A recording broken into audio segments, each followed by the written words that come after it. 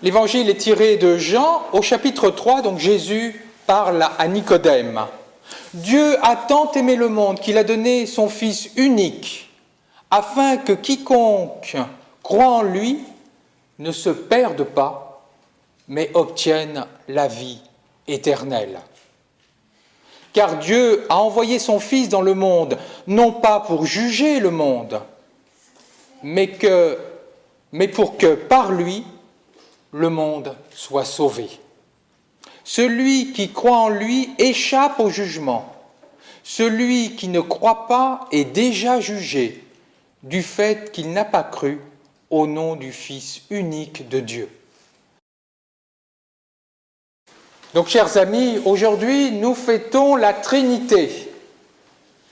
La Trinité qui est une doctrine qui a été codifiée au IVe siècle après Jésus-Christ, donc assez tardivement finalement, au concile de Nicée et de Constantinople, mais dont on peut retrouver quelques germes, notamment dans les textes que nous avons lus aujourd'hui. On raconte cette histoire à propos de la Trinité. Saint Augustin se promenait le long d'une plage et il réfléchissait au mystère de la Trinité. Et puis il voit un petit enfant prendre un coquillage et puis prendre de l'eau de la mer et puis le mettre dans un trou, dans le sable. Et puis il fait ça 1 fois, 5 fois, 10 fois, 20 fois. Alors Saint Augustin est un petit peu interloqué, il va voir l'enfant, il dit « Mais qu'est-ce que tu fais là ?» Il dit « Mais c'est simple, je cherche à transvaser toute la mer dans mon trou. » Il dit « Mais tu ne vas pas y arriver, c'est impossible. » Il dit « Si, ce sera beaucoup plus simple que toi de réfléchir et de percer le mystère de la Trinité. » Et là, saint Augustin comprend qu'il est impossible de cerner le mystère de Dieu. Alors ne voyons pas dans la Trinité un casse-tête théologique, ça n'aurait strictement aucun intérêt, mais voyons plutôt un symbole au sens fort du terme qui nous pointe vers le mystère de Dieu. Dans les textes que nous avons lus, 2 choses importantes. Tout d'abord, les textes nous indiquent, nous pointent quelle est l'essence de Dieu, et d'autre part, quelle en est la conséquence pour nous dans notre vie spirituelle. Tout d'abord, Dieu révèle son identité à Moïse. Moïse, vous le savez, il est un petit peu, plus que découragé par l'attitude du peuple, et il demande à Dieu de le confirmer dans son ministère, et Dieu lui dit « Oui, puis en plus je te révélerai mon nom ». Et là, que fait Dieu ? Il lui révèle son nom, le tétragramme sacré, et puis suit un certain nombre d'adjectifs, fidèle, riche en miséricorde, etc. J'en retiendrai 3 attributs qui sont nommés. Tout d'abord, la tendresse. La tendresse est un mot très galvaudé, mais dans la langue hébraïque, le mot qui est employé est le même pour désigner les entrailles d'une mère. C'est-à-dire que Dieu éprouve envers les humains la même tendresse qu'une mère envers son bébé. C'est une analogie, mais en tout cas pour dire vraiment cet amour très puissant que Dieu a pour chacun d'entre nous. Miséricordieux, lent à la colère. Et le texte de l'Exode nous dit même, voilà, il tient compte des fautes pour 3 ou 4 générations, et il donne son amour pour 1000 générations. Ne prenons pas ça au sens littéral, mais voyons la disproportion qu'il y a entre le ressentiment de Dieu et puis l'amour qui est pour 1000 générations, 1000 symboles de l'infini, c'est-à-dire que l'amour de Dieu ne s'épuise jamais. Et enfin, la fidélité. Oui, si nous pouvons oublier Dieu à certaines périodes de nos vies, notamment dans les périodes fastes, Eh bien Dieu, comme une mère, n'oublie jamais les enfants que nous sommes. En un mot, Dieu est amour. Et d'ailleurs, le texte de Jean que nous avons lu utilise, nous sommes au chapitre 3, Jean utilise pour la première fois le substantif amour. Et il l'attribue à qui? Dieu. Dieu qui aime le monde. Dieu qui aime le cosmos, Dieu qui aime les humains, Dieu qui aime les animaux, Dieu qui aime les plantes, Dieu qui aime vraiment tout le monde entier. Et qui ne l'aime pas simplement en parole, en pensée, mais qui l'aime concrètement. Car, nous dit Jean, il a envoyé son Fils unique dans le monde.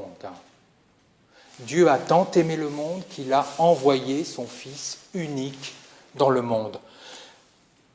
Petit clin d'œil aux lecteurs qui connaissent bien l'Ancien Testament et que vous êtes. Fils unique, ça nous fait penser à Abraham. Abraham qui donne son fils unique à Dieu, par amour pour Dieu. Sauf que là, ce n'est plus un homme qui donne son fils à Dieu, par amour pour Dieu, mais c'est Dieu qui donne son fils unique aux hommes, par amour pour les hommes. C'est un véritablement renversement d'amour, un amour complètement renversant et infini qui nous montre cet amour de Dieu pour nous. Et deuxième remarque, aussi sur le mot « fils unique », Jésus n'est pas simplement un prophète, un porte-voix de Dieu. Il est de même nature que Dieu. Il est Dieu lui-même venu sur terre. C'est sans doute ce qui nous distingue des autres monothéismes en christianisme. Dieu a envoyé son Fils. Il a manifesté son amour en descendant lui-même sous la forme, pas sous l'apparence, vraiment par son visage de Fils. C'est la première idée. Manifestation d'amour infini de Dieu pour nous par l'envoi de son Fils, sous le visage de son Fils. Quelles sont les conséquences pour nous? Il y en a deux. Tout d'abord, le salut. Dieu n'est pas venu juger le monde, nous dit Jésus, mais pour le sauver. C'est sans doute, pour ceux qui connaissent bien les spiritualités extrêmes orientales, une grande différence, je crois, avec ces spiritualités. Dans les spiritualités extrêmes orientales, Dieu se manifeste, il peut se manifester sur terre sous les apparences d'un homme, même d'un animal, mais pour rétablir les principes religieux, pour sauver les croyants et punir les méchants. Ici, rien de tout cela.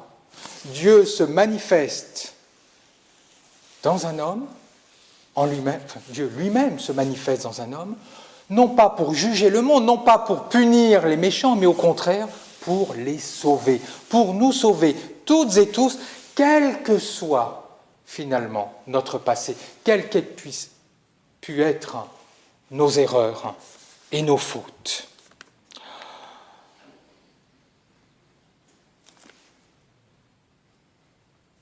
Dit autrement, Dieu est venu nous sauver, un petit peu comme un noyé, quelqu'un qui se noie, il est venu nous retirer de la mer. Comment fait-il cela? Dieu a tant aimé le monde qu'il a donné son Fils unique afin que quiconque croit en lui ne meure pas. Jésus ne dit pas « Dieu a tant aimé le monde qu'il a donné son Fils unique afin que quiconque fasse le bien obtienne la vie éternelle ». Non. La spiritualité chrétienne n'est pas une morale. Elle induit certains comportements éthiques, mais ce ne sont pas nos actions qui vont faire que nous sommes sauvés. Jean ne dit pas non plus « Dieu a tant aimé le monde qu'il a donné son Fils unique afin que quiconque croit en la bonne doctrine et aux bonnes vérités soit sauvé. Non. La spiritualité chrétienne n'est pas une gnose. Elle n'est pas une orthodoxie doctrinale, un ensemble de dogmes qu'il faudrait signer pour être sauvé. Non plus. Dieu a tant aimé le monde qu'il a donné son Fils unique afin que quiconque croit en lui soit sauvé, c'est-à-dire lui fasse confiance. C'est juste une question, juste, entre guillemets, c'est déjà beaucoup, une question de confiance. Comme quelqu'un qui se noierait, plus il se débat, plus il gesticule, plus il s'enfonce dans l'eau. Mais par contre, s'il se laisse saisir par le maître nageur, par le sauveteur, alors le maître nageur peut le ramener sain et sauf sur la terre ferme. Eh bien, c'est exactement la même chose pour nous. Nous n'avons pas à essayer de faire, non, simplement nous laisser saisir par le Christ, lui faire confiance pour qu'il nous ramène sur la terre ferme. Dit autrement, pour échapper au jugement. C'est cela. Juste une parenthèse. Jésus dit de manière très brutale, « Celui qui ne croit pas est déjà jugé. » C'est dur à entendre. Alors ne plaquons pas, s'il vous plaît, cette sentence sur les adeptes des autres religions, sur les agnostiques et les athées d'aujourd'hui, non. Replaçons la phrase dans son contexte. Nous sommes à la fin du 1er siècle, quand l'évangile de Jean a été écrit. Et vous le savez, le christianisme subit, plus que des tracasseries, en tout cas subit, je ne trouve pas le mot, enfin, en tout cas une certaine violence de la part des autorités religieuses de l'époque. D'où la phrase très dure de Jean dans la bouche de Jésus. Il faudrait, ça nous emmènerait trop loin, revoir comment on peut réactualiser cette sentence de Jésus.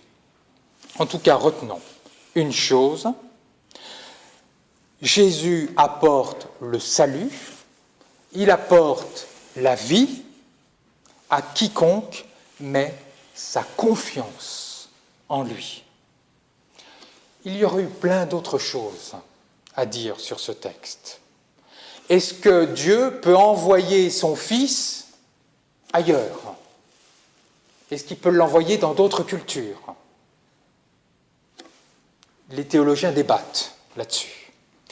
Une deuxième question que vous pourriez poser, mais vous dites, ben voilà, un seul Dieu en 3 personnes. Pourquoi pas en 7? Pourquoi pas en 12? 7, c'est un chiffre parfait aussi. Ça nous emmènerait beaucoup trop loin, et puis, comme saint Augustin, on n'arriverait pas à épuiser ce mystère. En tout cas, retenons 2 choses. Dieu est amour, et il manifeste son amour en Jésus-Christ, son Fils. Jésus qui nous apporte le salut, la vie à quiconque met sa confiance en lui. Amen.